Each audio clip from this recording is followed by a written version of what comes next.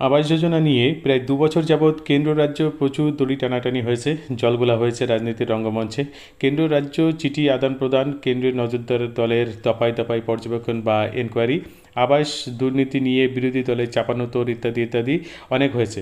এছাড়া রাজ্যের মুখ্যমন্ত্রী ধর্নামঞ্চ, দিল্লিতে রাজনৈতিক নেতৃত্বের ধর্নার, বিভিন্ন জায়গায় কেন্দ্রীয় সরকারের বঞ্চনা সেই কথা তুলে ধরা হয়েছে।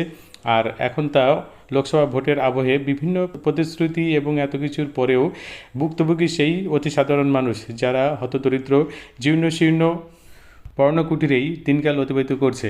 আর ঝড় বৃষ্টির সময় সামান্য ত্রিপলের নিচে নিত্য প্রহর গুনছে, কবে আসবে আবাস যোজনার সেই মহামূল্যবান টাকা। Hello everyone, welcome back to my channel.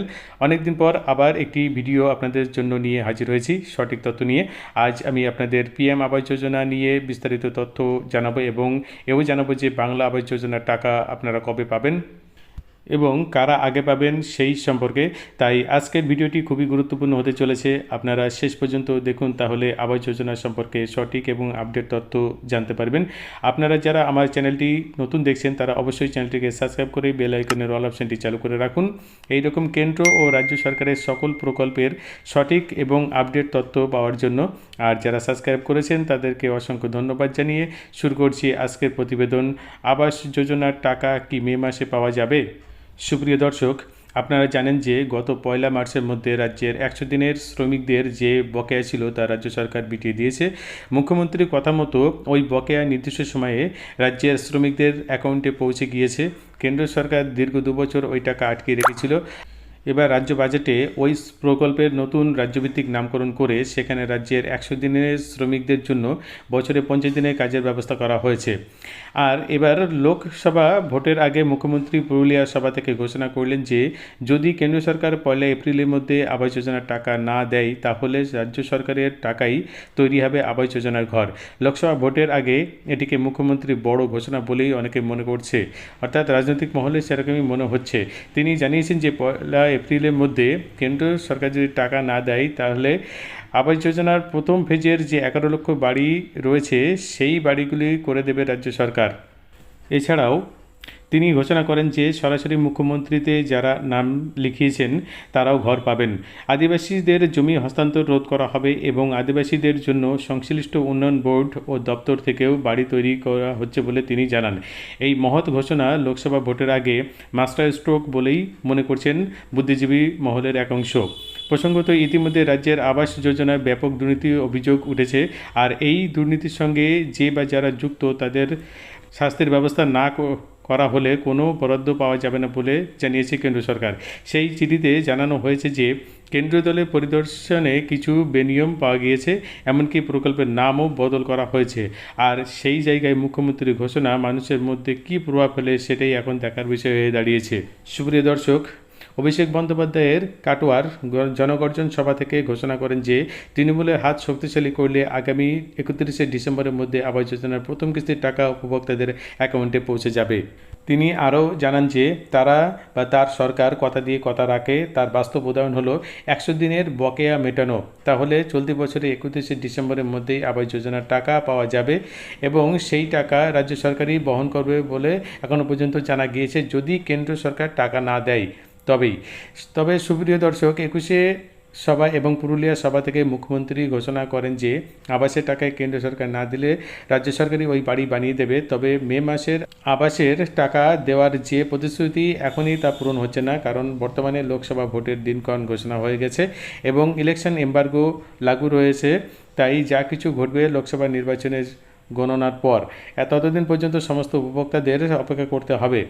তবে সুপ্রিয় দর্শক, এ প্রসঙ্গে কিছু কথা না বললেই নয়, আর তা হলো কেন্দ্র যদি আবাস যোজনার টাকা না দেয় তবে রাজ্য সরকারই সেই টাকা দেবে গরিব মানুষের ঘর করার জন্য। ২০২৪ সালের লোকসভা ভোটের আগেই এ রাজ্যের প্রধানমন্ত্রী আবাস যোজনার অধীনেও অনুমোদিত ১১.৫ লক্ষ বাড়ি তৈরি হবে।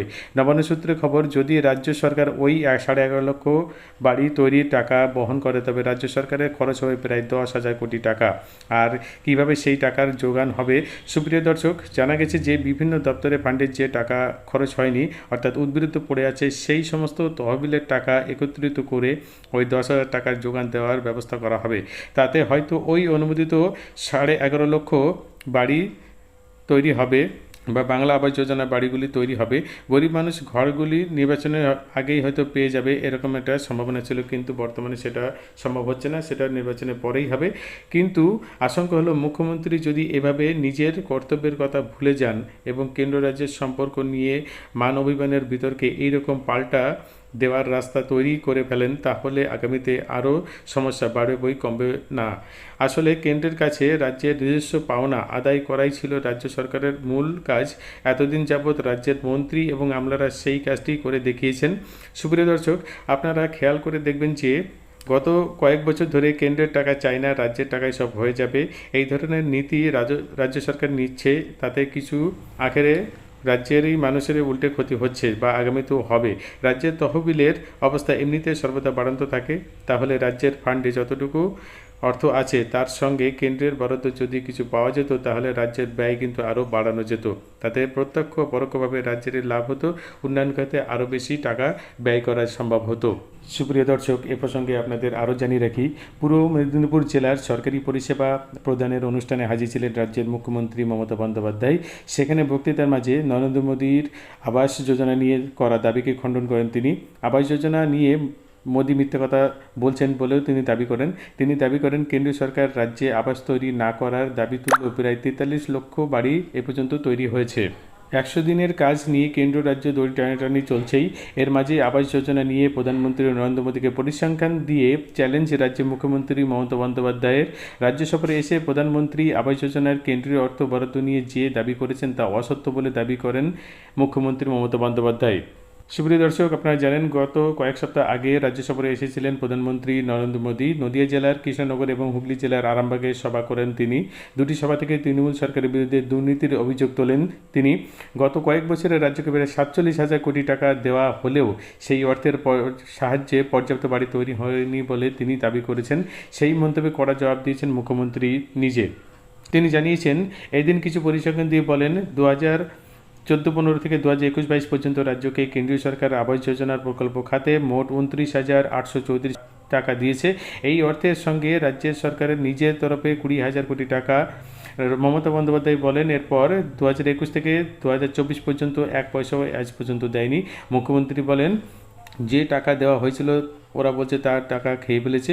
মোট 43 লক্ষ বাড়ি এ পর্যন্ত তৈরি হয়েছে। জবাব দিন, হয় সত্যি কথা স্বীকার করুন, না হলে মিথ্যা কথা বলেছি বলে জনগণের কাছে ক্ষমা চান বলে তিনি এই কথা দাবি করেন। পূর্ব মেদিনীপুর জেলার একাধিক সরকারি প্রকল্পের উদ্বোধন এবং পরিষেবা প্রদান অনুষ্ঠানে হাজির ছিলেন মুখ্যমন্ত্রী মমতা বন্দ্যোপাধ্যায়। সেখানে কেন্দ্রীয় সরকারের আর্থিক বঞ্চনা নিয়ে ফের সরব হন মুখ্যমন্ত্রী। আবাস যোজনা নিয়ে ইতিমধ্যে কেন্দ্রীয় সরকারকে ডেডলাইন দিয়েছে রাজ্য সরকার। এই খাতে কেন্দ্রীয় টাকা বরাদ্দ করার জন্য মে মাস পর্যন্ত রাজ্য সরকার অপেক্ষা করবে বলেও জানিয়ে দেন মমতা বন্দ্যোপাধ্যায়। কেন্দ্রীয় সরকারের বিরুদ্ধে অভিযোগ তুলে মুখ্যমন্ত্রী মমতা বন্দ্যোপাধ্যায় জানান, রাজ্যের প্রায় 11 লক্ষ বাড়ি তৈরি কাজ বন্ধ হয়ে পড়ে রয়েছে, কিন্তু কেন্দ্রীয় সরকার অনুমোদন দেয়নি। মমতা বন্দ্যোপাধ্যায় বলেন, কেন্দ্র যদি টাকা না দেয় আমরা 11 লক্ষ বাড়ি রাজ্য সরকারের তরফে তৈরি করে দেব। আবাস যোজনা ছাড়াও আরও একাধিক প্রকল্প রাজ্য অর্থ বরাদ্দ বন্ধ করে রেখেছে বলে তিনি দাবি করেন। তার বক্তৃতায় উঠে আসে 100 দিনের কাজের প্রকল্প। সেই প্রকল্পের কেন্দ্রীয় আর্থিক সাহায্য বন্ধের অভিযোগ থাকলেও রাজ্য তা মিটিয়ে দিয়েছে বলে দাবি করেন। সুপ্রিয় দর্শক, এই ছিল আবাস যোজনা সম্পর্কে সঠিক এবং নির্ভুল একটা আপডেট। এরপরে যদি আপনাদের কিছু জানার থাকে তাহলে অবশ্যই কমেন্ট করে প্রশ্ন করুন, আমি যথাযোগ্য সরকারি গাইডলাইন মেনে উত্তর দেওয়ার চেষ্টা করব। আর যদি আপনাদের ভালো লেগে থাকে তাহলে অবশ্যই একটা লাইক প্রদান করবেন এবং বন্ধু মহলে শেয়ার করে সকলকে সঠিক তথ্য জানার সুযোগ করে দেবেন। আর যদি আপনাদের এরপরে কোনো প্রকল্প সম্পর্কে জানার ইচ্ছা থাকে তাহলে সেই প্রকল্প সম্পর্কে জানার একটা কমেন্ট করুন, আমি সেই প্রকল্প সম্পর্কে একটা ভিডিও তৈরি করে আপনাদের উপহার দেবো।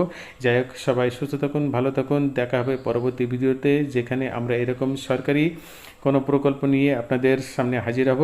আর যারা এখনও পর্যন্ত আমার চ্যানেলটিকে সাবস্ক্রাইব করেননি তারা আমার চ্যানেলটিকে সাবস্ক্রাইব করে রাখুন, এরকম কেন্দ্র ও রাজ্য সরকারের সকল প্রকল্পের সঠিক তথ্য সরকারি অফিস থেকে সরাসরি পাওয়ার জন্যে। আর যারা সাবস্ক্রাইব করেছেন তাদেরকে অসংখ্য ধন্যবাদ জানাচ্ছি। সকলে সুস্থ থাকুন, ভালো থাকুন, দেখা হবে পরবর্তী কোনো ভিডিওতে, যেখানে আমরা এরকম কেন্দ্র এবং রাজ্য সরকারের কোনো একটা প্রকল্প নিয়ে আপনাদের অভিমত অনুযায়ী আমি যথাযোগ্য বিশ্লেষণ করে ব্যাখ্যা করে আপনাদের সামনে ভিডিও পরিবেশন করব। ততদিন সবাই সুস্থ থাকুন, ভালো থাকুন, এই বলে আজকের ভিডিও এখানে শেষ করছি।